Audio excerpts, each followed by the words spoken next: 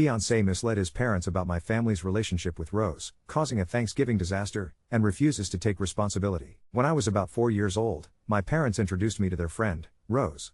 At first, she was just someone who hung around a lot, but soon she started spending time at our house more consistently.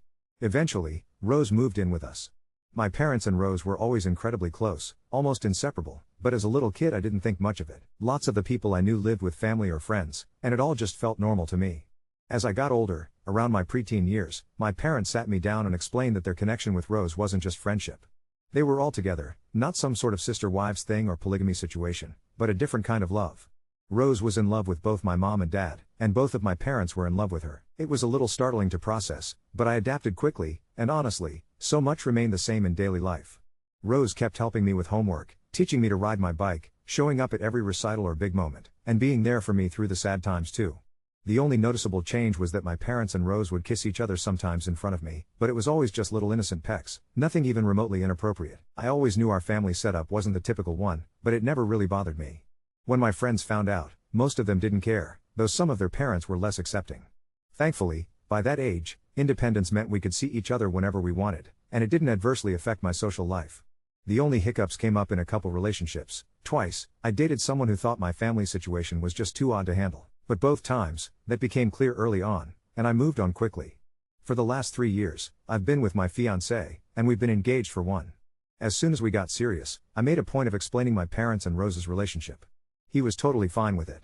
He's even spent holidays with us, hanging out with my parents and Rose as if he'd always belonged.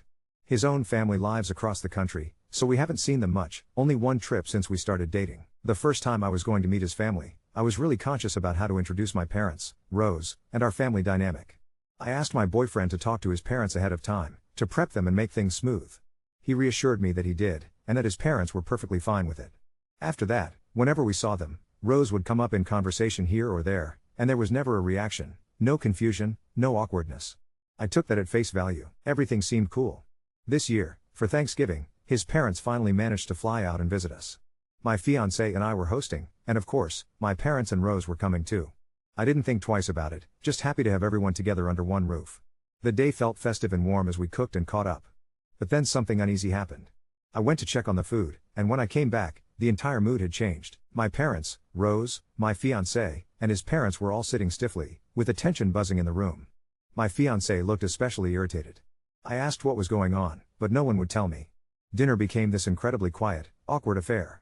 My own parents and Rose tried to keep things light, talking mostly to me, but no one else was really joining in. As soon as we finished eating, his parents left abruptly for their hotel, not even staying for dessert. I was so confused, but my mom eventually pulled me aside. She explained that while I'd been gone, she, my dad, and Rose had been talking to my fiancé's parents about a future trip they were planning together. His parents seemed puzzled, especially when Rose was included in everything. His mom finally asked, "Rose is going with you?" When my mom answered, of course, it unsettled them. So, my mom explained that all 3 of them were in a relationship, and apparently, that explanation deeply disturbed my fiancé's parents. My mom told me she was hurt because she felt I had lied to her, making her believe his parents were aware and okay with their relationship. She said that, had she known, she would have tried harder to keep things less conspicuous, to avoid an awkward scene. I assured her I never lied. My fiancé is the one who told me his family was comfortable with our situation. We apologized to each other. She felt terrible for putting me in that position, and I felt awful for the discomfort they went through. She, my dad, and Rose left soon after. When my fiancé and I were finally alone, the night spiraled into a huge argument. He admitted he never actually explained the real family dynamic to his parents because he didn't know how to tell them, so he just didn't. For over 2.5 years, he's been lying to everyone, including me. Instead, he told his parents that Rose was my aunt who lived with my parents for financial reasons. I asked him what he expected would happen, especially when my parents and Rose are at home, comfortable and affectionate in what they believe is a safe environment. He insisted that the whole thing was his parents' fault for being weirded out and for making things so awkward, refusing to take responsibility. But that's not fair, this disaster is on him. Sure, his parents could have been more gracious, but he lied to everyone, and that's what led to this train wreck. Now, he's angry at me for holding him responsible and says I should be mad at his parents instead. I'm left feeling lost, confused, and wondering if I'm losing my grip by feeling so hurt and betrayed by him. I just can't shake the feeling that his decision to lie put everyone in an impossible, uncomfortable position, and I don't know how to move forward from this. Update 1. There were some questions I kept getting over and over, and I want to address them. First, why didn't I tell my fiancé's parents myself about my parents and Rose? It's a fair question. Even though I don't think what happened is my fault, I do see where people are coming from. This is my family, my situation, and at the very least, it should have been something we tackled together. In the past, whenever friends or people I was seeing needed to know about my family, it's always gone the same way. They offer to break the news to their parents for me, and I just give a yes or no, whatever I'm comfortable with. So when my fiancé asked if he should break the news ahead of our visit, I figured it'd be less awkward than blurting out, "Hi, nice to finally meet you. Oh, by the way, my parents are in a polycule." Still, looking back, I get it. I should have offered to tell his parents as a couple. And if he felt it was too much for him to do alone, I wish he would have told me. Next question, do his parents think my parents and Rose are related? I feel like an idiot for not considering this at the time. In my family, and as just a term of affection, it doesn't mean parent-sister. I have aunts and uncles who are just close family friends. When I found out his parents thought Rose was an aunt, I thought they just assumed close family friend. But honestly, now realizing they probably thought this was some flowers in the attic situation? No wonder they freaked out. I feel so stupid for not even imagining the possibility sooner. Another point, people have told me this situation is unusual and, even without any religious or cultural reasons, needing time to process or even never fully accepting it is natural. For the record, his family isn't religious and doesn't come from a conservative background. I absolutely understand it may be odd for them, and that they might need some time, or may never be totally okay with it. I think in the moment, seeing how much it hurt my mom, I just got protective. Yes, my family is used to this kind of reaction, but it never stings any less when you're rejected just for being who you are. We are all human. Everyone is allowed their opinions. Even if those opinions hurt me, I'm allowed to feel hurt. I can't police someone else's feelings, and that goes both ways. Someone else asked, what if you never find a partner who accepts your family? Or their family doesn't? You know what?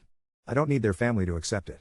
I just need respect. As for a partner, I thought I had found someone who truly did.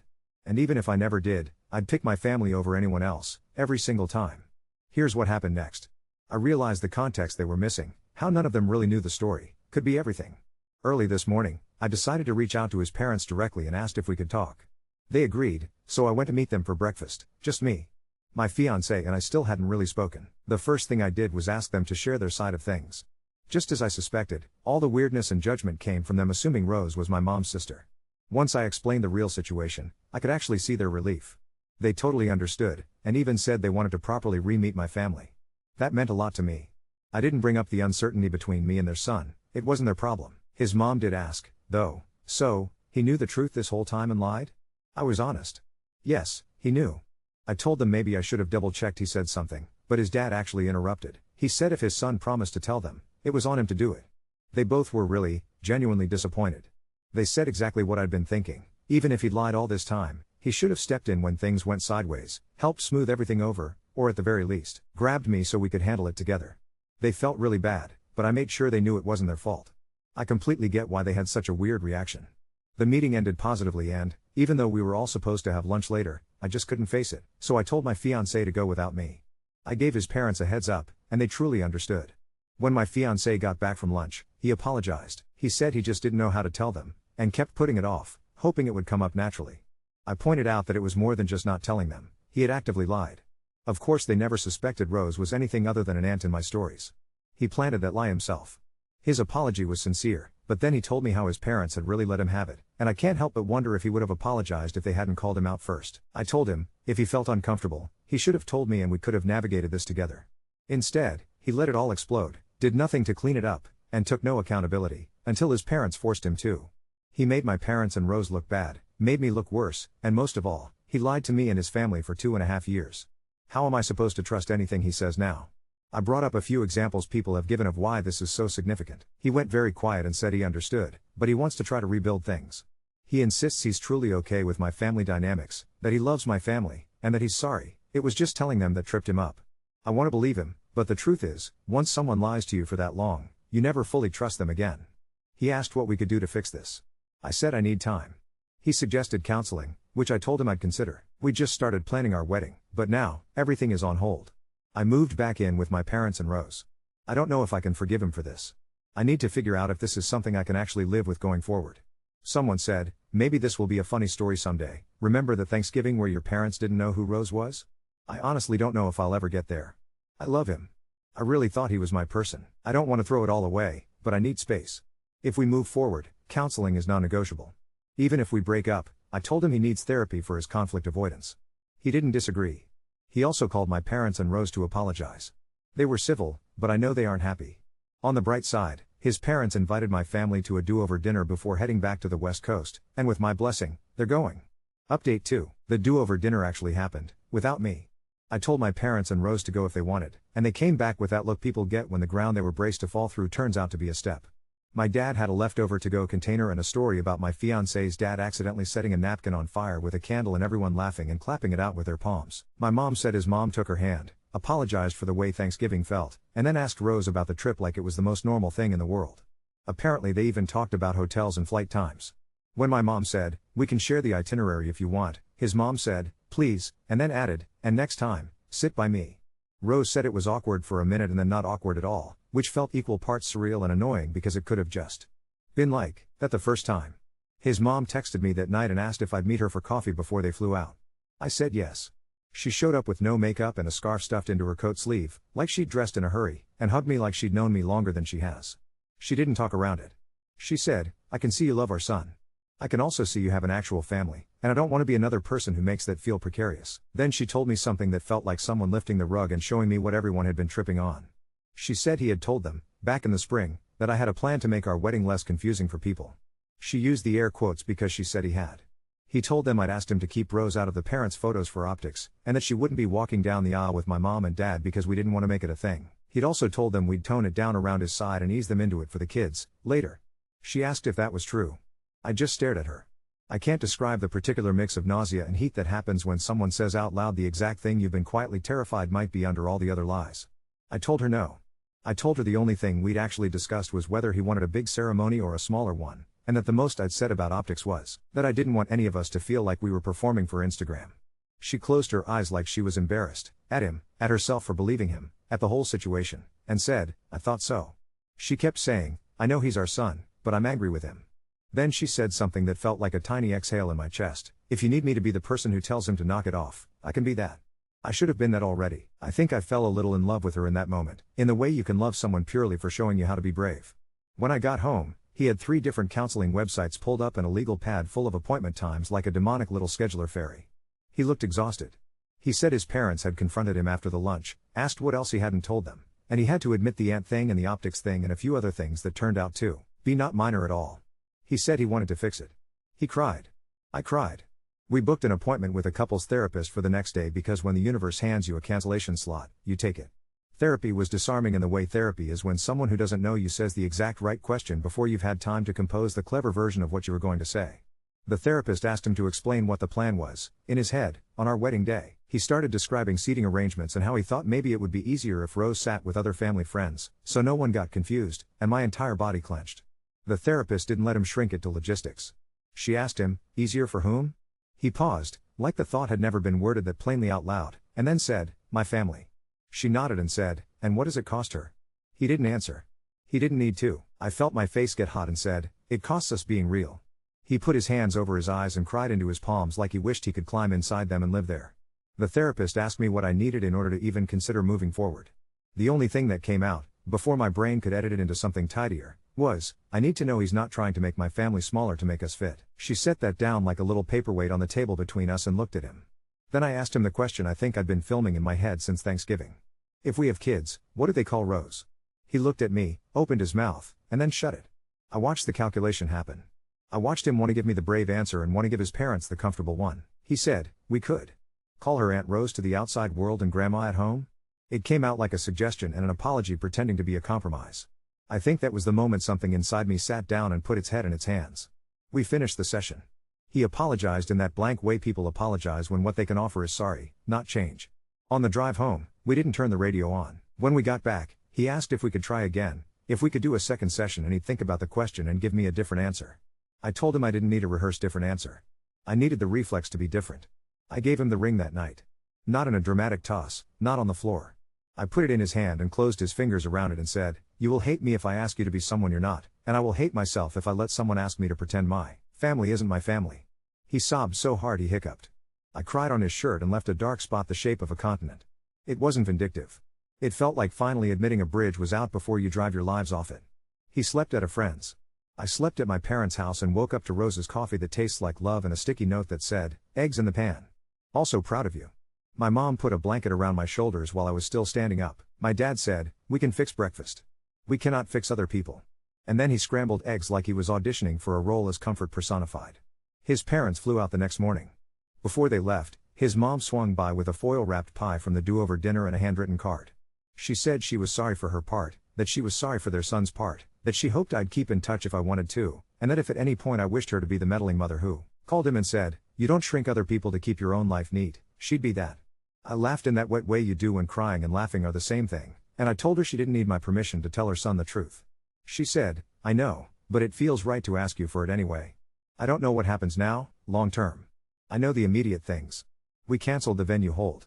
I moved the dress appointment. The therapist emailed me with some individual referrals if I wanted them, and I think I do. He sent me a text that said, 'I'm going to work on this. With or without us.' I hope he means it. I hope he becomes a person who tells the truth at the speed of real time, not at the speed of being caught. I hope he builds a life where he doesn't need to translate the people he loves to be palatable, where he can carry difference without sanding it down." That night, Rose and I sat on the couch with our feet pressed together under a blanket that's older than I am. She said, "You know, the thing about love is people always talk about it like it's supposed to make you soft. Sometimes it makes you sharp too, because you have to cut a path for it to live." I asked her if it ever gets easier, when people make you feel like your family is weird. She said, "No.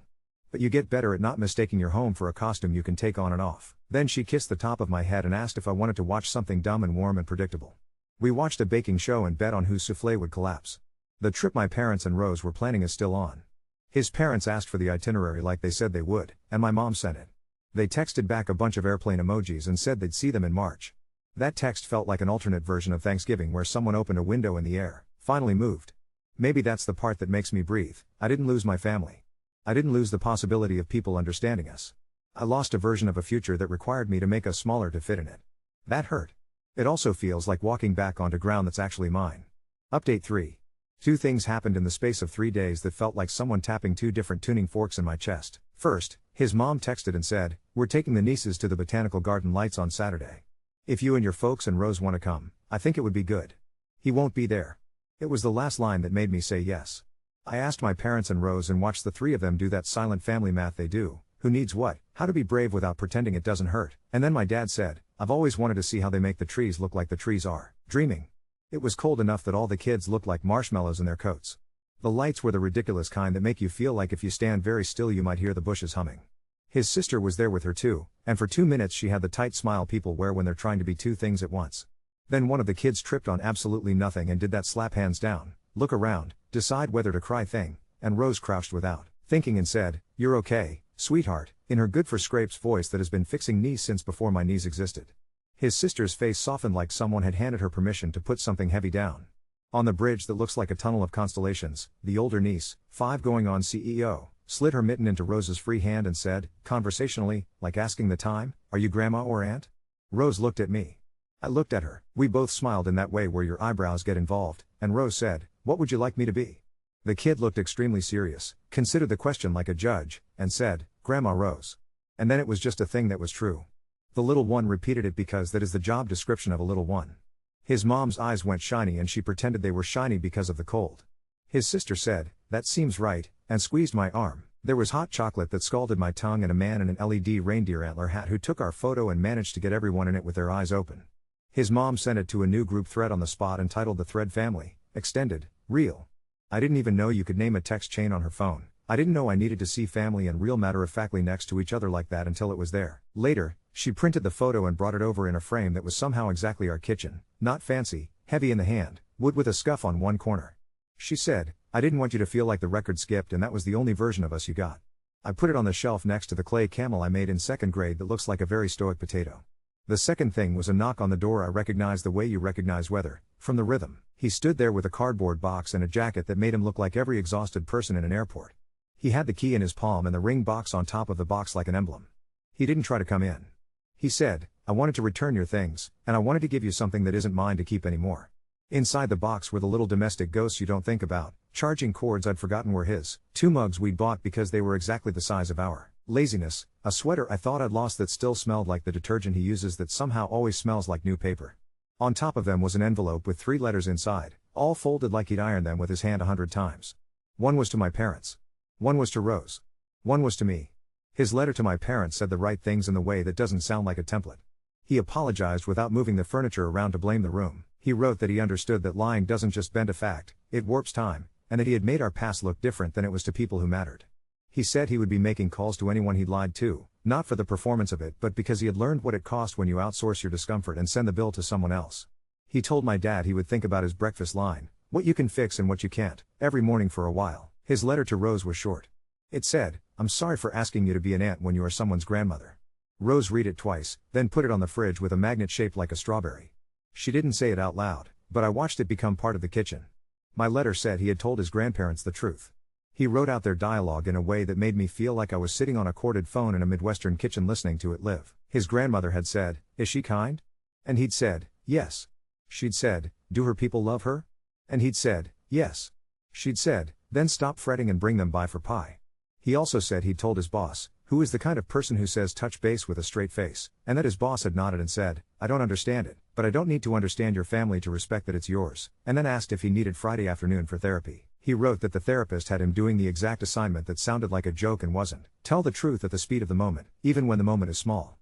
He included a dumb story about the coffee shop where he said no to a straw because he didn't want one and didn't say yes because the barista was very enthusiastic. He circled the sentence and wrote, "I know this is not the same thing. I am practicing the muscle anyway." I stood in the doorway holding all that paper and asked him how he was. He said, "Not great. Better than I would have been if we had kept going and hurt each other slower."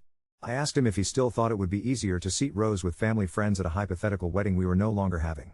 He didn't reach for a new answer. He said, "No. I can feel why I wanted that, in my bones, like a learned flinch. I can also feel it isn't who I want to be. I am trying to make the reflex different." It wasn't something he said to audition for hope. It sounded like someone describing rehab to a person who isn't waiting in the parking lot. After he left, my mom and Rose and I went to the courthouse to file the paperwork they'd been talking about for years and never prioritized because life doesn't put a due date on making the real stuff official. Healthcare proxies, power of attorney, all the invisible scaffolding that lets the person who knows where the good towels are be the person who signs your hospital forms. They asked me to be a witness. The clerk had a beret shaped like a seashell and said, "I love when people do this when it's a calm day, not a crisis." Rose squeezed my hand so hard I saw little sparks behind my eyelids. My mom cried in a way that was mostly laughing. We walked out into the sun and it felt like doing something ordinary that was actually a small act of revolution, like planting a flag in a place that had always been ours and saying, "Okay, now the map matches the ground." My dad took a photo of us on the courthouse steps and told the guy who asked what we were celebrating, "We're making sure the people who are ours get to be ours on paper." The guy said, "Congratulations," the way you say it when you don't fully know what you're congratulating someone for and you mean it anyway. We went for pancakes and ordered an aggressive amount of whipped cream because the day called for it. That night, his mom dropped off a calendar she'd made on one of those websites where you can add your own holidays. She'd written in the birthdays she knew, plus things like "Rose teaches me how to make that soup in March trip." And, on a Wednesday in May, Grandparents' Day at preschool? With a question mark and then she'd written, in pen, "if wanted." It was so tender I had to sit down. My mom wrote "wanted" under it with a heart that is not her usual style. She is not a heart person. The calendar is now on our pantry door. Every time I walk past it, I feel like the room rearranged itself to make room for something that already lived there. He texted me later, "My therapist asked me what I would call Rose if there were no audience." I said, "Grandma." It felt like taking off a sweater that didn't fit. I sent back, "Good." I didn't send a smiley face or a paragraph. Some days that's all the bandwidth I have, and it felt honest. He replied, "I'm going to take my mom to her first therapy session next week. She asked me to go with her. I think it's time we all stop making ourselves smaller to fit through imaginary doors." For once, we were writing about the same thing, even if we weren't writing it to each other. The trip in March is still on. His parents keep texting my mom pictures of the Airbnb options, and my mom keeps responding with the kind of logistical competence that gets planes in the air. Rose added his sister to the thread and she sent a photo of the kids in their coats and said, "Tell Grandma Rose to bring the hat with the pom-pom. It's the winning hat." Rose wrote back, "It is packed," like she had always been packing it for them. I don't know if any of this qualifies as redemption, or if that's even the metric. I do know that the house feels very much like the house. The photo from the lights is on the shelf. Under it is his letter to Rose in an envelope she saved because she saves things that change the shape of a day. I went to bed early and slept like my body trusted the floor again. In the morning, the sticky note next to the coffee said, "There's a croissant in the oven. Also, your life is not a costume." I think that's the new refrain, in a voice I recognize, telling me the same thing I am finally acting like I believe. Update 4. The Wednesday in May that had the little penciled question mark next to Grandparents' Day turned into a day with a period. Rose put on the hat with the pom-pom like it was part of a uniform she'd always secretly owned. My mom packed tissues and then pretended not to. My dad practiced what he would say if a 4-year-old asked him what he did for a living and decided on, I fix breakfast, which felt truer than his job title. Preschool smelled like a vanilla cupcake went to summer camp. There were tiny chairs that looked like they were invented by a committee of knees. A teacher with glitter on one eyelid handed out hello, my name is stickers and a black marker that squeaked, and when she asked what to write for Rose, my niece said, in the voice of someone placing an order she knew the price of, Grandma Rose. The teacher didn't blink. She wrote the whole thing, big and loopy, and pressed it onto Rose's sweater with both palms like an oath. It was the kind of chaotic assembly that is actually a miracle, hundreds of feelings in the same room and no one sets anything on fire. The kids sang a song about sunshine that they had clearly learned yesterday, and at least 3 of them committed to the choreography so hard they almost fell down. When it was time for Introduce Your People, my niece described Rose as the grandma who knows where the band-aids are, which might be the most accurate bio I've ever heard. The little one, who is currently in a cape phase, added, and she has the winning hat, very gravely, like a judge. There was a poster on the wall for family trees with so many empty branches it felt like an apology in advance. The teacher had crossed out mom and dad and written my people in purple marker. On my niece's trunk were 3 hearts with names in them, one of which had a pom-pom drawn above it like a halo. A boy in a dinosaur hoodie pointed and said, I have 2 nanas. And a pop who isn't a pop, and his nana said, he's an Isaac, and everyone nodded like that was a category you could be. He wasn't supposed to be there. That had been part of the math. But then I saw his jacket before I saw him, leaning against the doorway like people lean against decisions. He looked like the inside of my stomach does on a roller coaster. His mom must have texted him, or maybe the part of him that has been trying grew legs and walked. He didn't come over. He watched from the threshold for a minute, then made himself walk into the room like it was covered in soft grass instead of glass. When the teacher asked for volunteers to hand out paper muffins, he took a stack and passed them out without speaking. On his second trip around, he stopped next to the dad with the reindeer socks and said, in a voice that was steady enough to stand on, this is my daughter's Grandma Rose, and he gestured to Rose like an introduction and a pledge. It was such a little sentence that it felt like nothing and such a little sentence that it felt like everything. His mom's mouth did that thing where relief looks like chapped lips. His sister squeezed my wrist once, hard. Afterwards, there were actual muffins that could be legally described as cake, and there were grandparents pretending not to cry into napkins. The secretary with a rhinestone pen asked if we wanted extra name tags for posterity, and Rose put one in her purse. On the way out, the little one ran back to hug Rose's knees and said, see you later, Grandma, like she had been saying it for years and had just now remembered to say it out loud. 2 nights later, we drove to his grandparents' house because the invitation had been made like an assumption, pie on Thursday? Bring your folks and Rose. Their doorbell made a sound like a piano clearing its throat. The living room had those short velvet curtains that always look like someone ironed them on purpose. His grandmother met us with a dish towel over her shoulder and a face like the sky before it rains. She hugged my mom, then Rose, and then me, and it felt like being pulled into a story mid-sentence. She didn't ease into it. She said, I wanted to say it to you in my house where the words are ours. You are her grandmother, to Rose, and then she sat us all down and produced a photo album the way a magician produces a dove. In between wedding pictures and men in hats were 2 women on a porch from a century that looks black and white even when you're remembering it. One had a tie on like she was daring the camera to notice. The other had a strand of beads and a smile like she could tell time by your heartbeat. That's Vi and Eunice, she said. Vi was my aunt. Eunice was. Well. She didn't finish the sentence because she didn't need to. They lived together for 39 years in a house where the neighbors called them the sisters and everyone took them a casserole when one of them got sick. We don't get to pretend this is new, we only get to pretend we didn't see it. His grandfather, who is a man made entirely out of cardigans, tapped the photo with the back of one finger like it was a bell and said, when Vi was in the hospital, they made my mother sign the papers because Eunice wasn't family. It made my mother so mad she couldn't make soup. She was a soup person. He looked at Rose and said, I am glad you have your papers. I am mad you ever needed them. Then he told my dad a story about the time Vi fixed his bicycle with a bread knife and a shoelace. My dad laughed like a kettle. His grandmother slid a recipe card across the coffee table to Rose. We don't know how to do your soup yet, she said, but you can have my pie if I can have your soup someday. And Rose, who is a person who believes in barter, said, deal, and meant it. Then his grandmother looked straight at my parents and Rose and said the sentence that rearranged the furniture in my chest. If you ever want a day that is yours, with flowers and vows and potato salad and all the people who know which drawer the good towels are in, we can put tables on this lawn. We can say the thing out loud so there's a record of it that isn't just the work you've done. We didn't decide anything right then. We ate pie so flaky it made a mess of everyone's dignity. We looked at the photo of Vi and Eunice long enough that they felt like they'd been at Thanksgiving the whole time, sitting in chairs just outside the frame. We said goodnight on the front steps while the neighbors' wind chimes blamed the wind for everything. In the car, my mom said, very quietly, I didn't know I needed someone older than me to say it was real until she did. Rose leaned her head against the window and watched our reflections go past the dark like fish. Porch promises, she said, and my dad said, I can rent folding chairs, like a man who can fix breakfast and a lot of other things. I saw him once more that week.